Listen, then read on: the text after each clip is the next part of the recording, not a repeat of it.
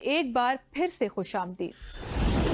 नाज़रीन, फैसलाबाद की खामोश फिजा को एक ऐसे अलमनाक हादसे ने चीर कर रख दिया जिसने न सिर्फ घरों की छतें गिराई बल्कि जिंदगियां, नस्लें और उम्मीदें भी मलबे के नीचे दबा दी। मलिकपुरा नशात आबाद की एक केमिकल फैक्ट्री में गैस लीकेज के बाद होने वाला खौफनाक धमाका उस शहर के सीने पर वो जख्म छोड़ गया जो बरसों नहीं भरेगा। मलकपुर के इलाके के अंदर मौजूद हूँ जहाँ और सुबह 5:23 पे एक फैक्ट्री जो क्रिस्टल जो केमिकल का गैर कानूनी इधर काम करती थी और गैर कानूनी काम करने की वजह से कई लोगों की जानें चली गई और इधर क़यामत सुगरा अभी तक बिछी पड़ी है और मौत के मनाजर जिधर देखें मौत ही मौत दिखाई देती है। और नाज़रीन, अगर मेरा ये कैमरा दिखा सकता है, ये देखें, ये वो केमिकल की फैक्ट्री है जिसके मलबे नीचे अभी भी कई अफराद दबे हुए हैं और 112, 122 रेस्क्यू की टीमें और उन्होंने काफी काम इधर किए हैं, लेकिन 20 से ज्यादा अमवात हो चुकी हैं। अगर ये मेरा ये कैमरा ये घर दिखा दिए जाए राइट साइड पे, ये वो घर है जहां एक बाप जो मैकेनिकल इंजीनियर आशिक नामी शख्स था, उसके 3 जुआ साला 18 साल, 22 साल, 24 साल के बेटे वो भी मौत की होश में चले गए और इस बर्बादी का मातम करते हुए वो कब्रिस्तान में चले गए हैं। लेकिन फैक्ट्री का मालिक वो काफी बाअसर है और अहले इलाका का ये भी कहना है कि ये जो फैक्ट्री है ये अरसा 20 साल से काम कर रही है, इसके खिलाफ कई दरखास्तें गई हैं, सोए सोच के और कुछ नहीं किया। मेरे साथ इधर जो अहले इलाका मौजूद है, जी भाजी बताइएगा, ये साले हुए फैसलाबाद की तारीख में इतना बड़ा, इस बारे में आप क्या कहना चाहेंगे?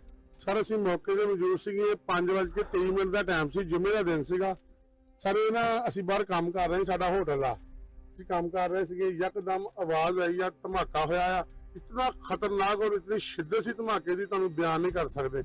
ਛੋਟੇ ਛੋਟੇ ਬੱਚੇ ਦੇ ਚੀਖੋ ਫੁਕਾਰ ਸ਼ੁਰੂ ਹੋ ਗਈਆਂ, ਇਤਨੀਆਂ ਲਾਸ਼ਾਂ ਸੀਗੀਆਂ। ਅਸੀਂ ਆਪਣੀ ਮਦਦ ਆਪ ਦੇ ਤਹਿਤ ਲਾਸ਼ਾਂ ਕੱਢੀਆਂ ਆ, ਆਪਣੀ ਮਦਦ ਆਪ ਦੇ ਤਹਿਤ ਕੰਮ ਕੀਤਾ। 11 ਵਜੇ ਰੈਸਕਿਊ ਇਹ ਉਹ ਟੀਮਾਂ ਕਾਫੀ देर बाद पहुंची हैं।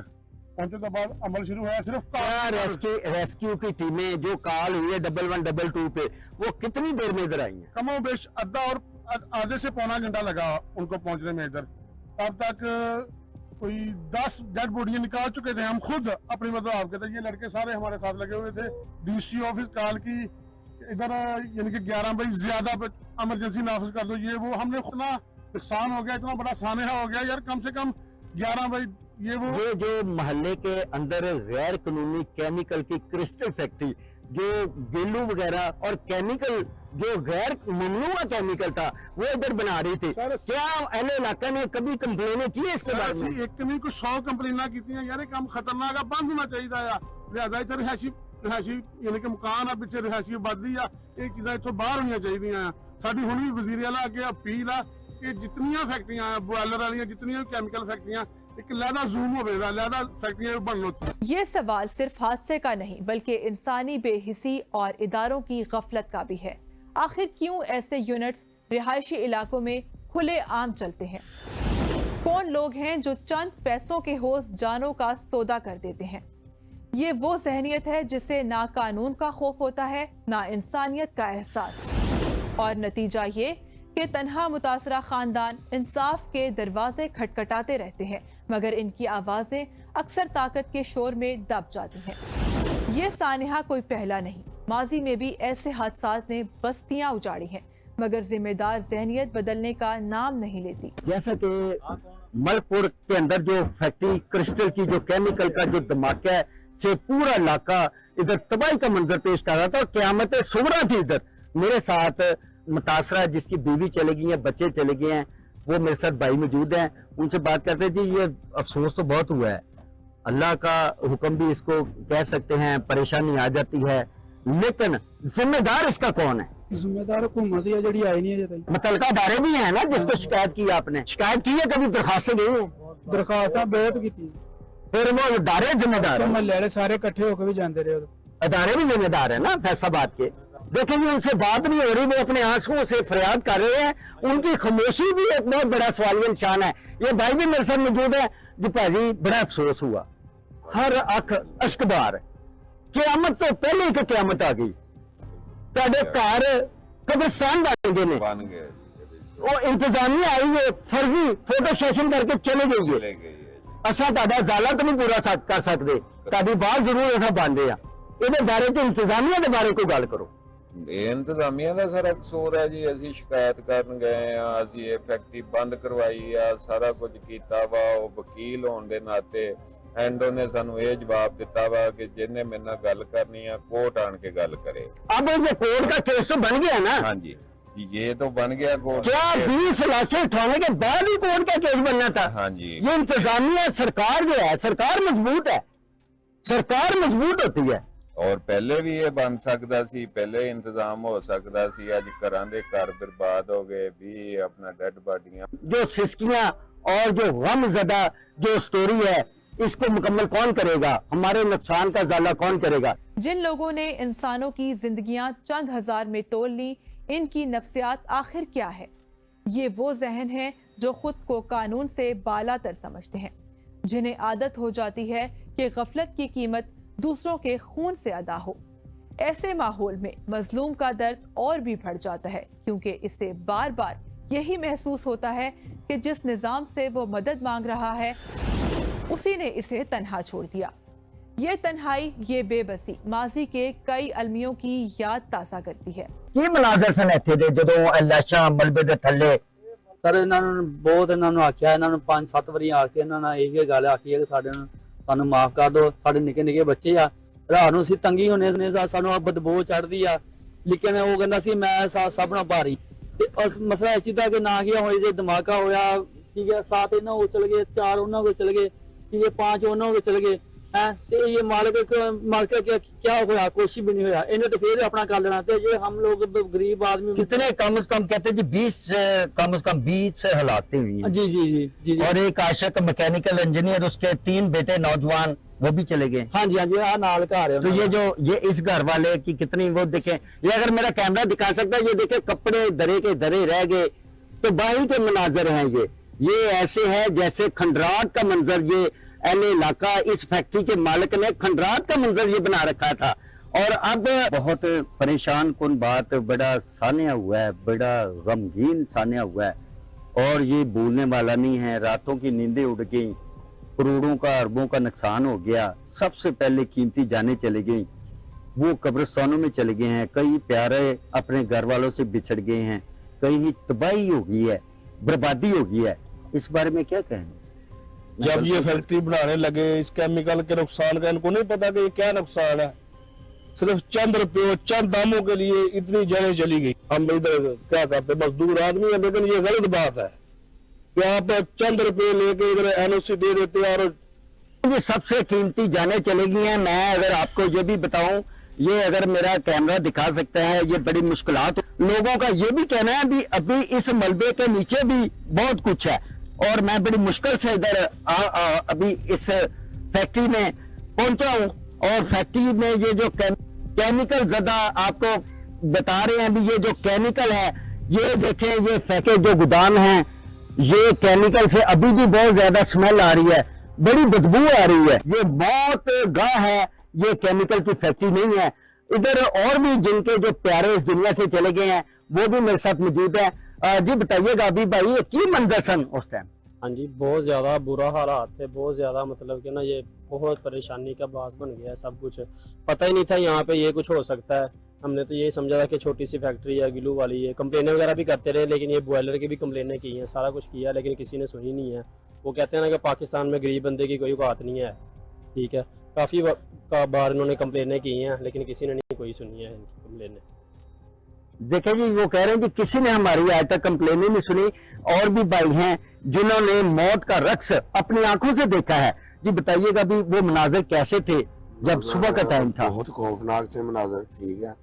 हम लोग सोए हुए थे अपने अपने घरों में, तो सुबह के टाइम ना ये वाकया पेश आया 5:30 पे। तो हमने यही समझा। इंतजामिया के बारे में बताया भी, क्या इंतजामिया ने करदार अदा किया? इंतजामिया ने हमारे साथ कुछ अच्छा नहीं किया। जो आ रहा है प्रोटोकॉल के साथ आ रहे हैं, वैसे ही वापस जा रहे हैं। वो जी पीछे हो जाए, बस देख के सेल्फियां बना के जा रहे हैं। अभी तक आपके सामने है कि मलबा हटाने वाली मशीनें तक नहीं इन्होंने लगाई, ना इन्होंने कोई बंदे लगाए हैं। रेस्क्यू की बात करें तो रेस्क्यू ने साथ दिया है, लेकिन तब आए हैं जब 2-3 लाशें रह गई थी। सारा हमने खुद ही मैनेज किया है। यानी कि और 1 घंटे बाद आया था। अहले इलाका 1 घंटे बाद आया, तब जब कॉल की है ना, कॉल करने के बाद 1 घंटे बाद सब कुछ पहुंचे हैं सारे। उससे पहले तो हमने खुद ही सब कुछ किया है यहाँ पे। उसके बाद आके भी बस कोई पुलिस वाला इधर खड़ा है, कोई वहाँ खड़ा देखो है। जी, वो अपनी मददात के तहत इधर सारे काम किए। 1 घंटे बाद रेस्क्यू की टीमें इधर आई हैं। लाशें इस मलबे का मिट्टी का ढेर बन चुकी हैं और वो मलबे के नीचे हैं, लेकिन मुकम्मल इधर क्लियरेंस नहीं है। कहते जी इंतजामिया आती है, वो फोटो सेशन करके चले जाती है, और सिक्योरिटी के बारे में अगर बात करें तो वो भी इधर उधर राइट लेफ्ट करके निकल जाते हैं। और अभी ना तो जैसे केमिकल उठाया गया है, ना मलबे के ढेर उठाए गए हैं, ना अभी तक इस नुकसान की तलाफी का अंदाजा लगाया गया है। ये जरूर उन्होंने एक रिपोर्ट, इब्तदाई रिपोर्ट दी है। इब्तदाई रिपोर्ट में 20 कमोबेश 20 लाशें, 20 जो अफराद हैं जिसमें बच्चे हैं, खवातीन हैं, माँ बेटे हैं। बाप एक आशिक मैकेनिकल था, उसके 3 बेटे थे, वो भी, और कोई 7 एक घर के फर्द गए, कोई 4 गए, कोई 5 गए हैं। ये गिनती इब्तदाई रिपोर्ट में तो आ गई है, लेकिन इसके ऊपर काम किसने करना? इंतजामिया ने वक्ती गिरफ्तारियां जरूर की हैं, फैक्ट्री के मैनेजर और चंद अफराद को पकड़ा भी गया है, मगर क्या ये गिरफ्तारी इन घरों को वापस आबाद कर सकती है? क्या ये वो आंसू खुश कर सकती है जो अब तक बह रहे हैं? असल सवाल यही है कि क्या हुकूमत पंजाब इन इदारों के अफसरान को कटहरे में ला सकेगी जिनकी मुबैना गफलत ने 20 जिंदगियां निगल ली? क्या सिविल डिफेंस, माहौलियात और लेबर डिपार्टमेंट के जिम्मेदारों को कानून के सामने लाया जाएगा? अगर इस बार भी असल मुजरिम बच निकले तो ऐसे हादसे कल फिर किसी शहर, किसी मोहल्ले और किसी घर को रौंद डालेंगे। ये वो लम्हा है जब रियासत को फैसला करना होगा कि इंसानी जान सस्ती है या कानून कमजोर। ये जो फैक्ट्री है, ये क्रिस्टल केमिकल की जो फैक्ट्री है, ये बिल्कुल ऐसे अभी भी जो इंतजामिया है, ये इधर मलबा वैसे का वैसा पड़ा हुआ है। अभी भी कोई पता नहीं है, अभी कोई इस मलबे के नीचे अभी भी कोई लाश हो तो कहाँ है? सिसकियां लेता हुआ, वो मौत से मुकाबला करता हुआ, वो मौत की नींद चला गया हो। लेकिन अभी भी जो काम बहुत करने वाला था, लेकिन ये जो अहले इलाका है उनमें गम और गुस्से की भी लहर पाई जाती है इंतजामिया के खिलाफ। जी भाईजान, इतना बड़ा वाकया हुआ है, अब ये जो लाशें इधर से निकाली गई हैं, अपने प्यारों से बिछड़ गए हैं, कमाने वाले, कई माओं की गोदें उजड़ गई, कई बच्चे यतीम हो गए, कई बाप अपनी मौत की नजर हो गए। तो इस बारे में आप क्या कहना चाहेंगे? कहा है कि भाई यार ये गलत है, ये गलत है। वो आगे से कहता है ये मेरी जगह है, मैं जो करूँगा वो मुझे पता है। ये आपसे कुछ होता है तो वो कोर्ट कचहरी है, उधर चल जाएं। तो वैसे भी ये आप देख ही रहे हो कितनी स्मेल आ रही है, 1 मिनट नहीं खलो जा सकता, आंखें खराब हो जाती है। ये देखें जी, मेरी आंखें खराब हो रही हैं, ये केमिकल आ रहा है। और ये देखें, ये बॉयलर है, ये बिल्कुल मेरी आंखें खराब हो रही हैं। तेजाब केमिकल मेरी आंखों के अंदर जा रहा है और आंखों से पानी भी शुरू हो गया है। ये आपको ये सारा दिखाते जाए भी ये जितने घर थे, तकरीबन कोई 7 से ज्यादा घर इधर से बिल्कुल तबाह हुए थे। ये बिल्कुल ऐसे ये जैसे कब्रिस्तान का मंजर पेश कर रहे थे, लेकिन इंतजामिया की बेहिसी की वजह से ये सारे मामलात खराब हुए हैं। लोगों का ये भी कहना है, इलाका मकीनों का भी, ये इंतजामियों को हमने बहुत सारे रक्स कर रही है, जिसकी वजह से अभी भी हर आंख अश्कबार है, हर चेहरा गमज़दा है। और इंतजामिया की वजह से ये जो मंजर है ये देखने को मिल रहा है। सानिया तो फैसलाबाद में मलकपुर के ऊपर फैक्ट्री के अंदर ये धमाका, जोरदार धमाके से, बॉयलर के फटने से सानिया तो हो गया है। लोगों के साथ हमदर्दी का जो अभी तक इंतजामिया की तरफ से कोई पैगाम नहीं आया। सिर्फ इधर ये देखें, ये केमिकल, अभी भी मेरा कैमरा दिखा सकता है, ये केमिकल से भरा, जहर से भरा केमिकल जो है, जो ममनुआ केमिकल भी था, जो अहले इलाका के अंदर नहीं होना चाहिए था। और किधर गई सिविल डिफेंस, किधर गई माहौलियात, महकमा माहौलियात फैसलाबाद, किधर गई इंतजामिया, किधर गए ऐसे इदारे जिन्होंने इस मकरूह धंधे की जो इजाजत दी है इस फैक्ट्री में, मोहल्ले के अंदर। लेकिन अभी तक ये जो मौतें हैं, रक्स तो इधर चल रहा है, मौतें इधर रूहें उनकी सवाल कर रही हैं जिनके जो प्यारे चले गए उनकी रूहें सवाल कर रही हैं भी हमें इंसाफ कब मिलेगा, हमारे साथ इंसाफ कौन करेगा, इस फैक्ट्री वाले का हमारा उजाला करेगा या इंतजामिया करेगी, या हमें जिंदगी वापस दे दी जाए। और जो गम है, गम की इस घड़ी में आंसुओं से, अपनी सिसकियों से, और पूरा इलाका सोगवार है, परेशान है और किसी मसीहा का इंतजार कर रहा है भी कोई मसीहा आए जो इन मरने वालों का सहारा बने, कोई मसीहा आए जो इस नुकसान का अजाला करे, कोई मसीहा आए भी ऐसी फैक्ट्रियां कोई फैक्ट्री एरिया में शिफ्ट करवा दे। और हुकूमत वक्त और वज़ीर आला पंजाब से भी वो इल्तमास करते हैं भी ऐसे केमिकल वाली फैक्ट्रियों को अहले इलाका से, रहायशी इलाका से खत्म करके किसी फैक्ट्री एरिया में उनको जगह देनी चाहिए, ताकि आइंदा ऐसे हादसात जो मलकवाल में केमिकल की क्रिस्टल फैक्ट्री का जो बॉयलर फटने से बम से भी ज्यादा इधर जोरदार धमाके हुए हैं, आसपास के घर उड़ गए हैं, छतें उड़ गई हैं, मलबे का ढेर बन गई हैं, और ये मंजर क़यामत सुगरा दिखाई दे रहा है। और ये इस वक्त क़यामत और कब्रिस्तान का मंजर पेश कर रहा है। नाज़रीन, इसके साथ ही आपका उस्ताद से इजाजत जाता है।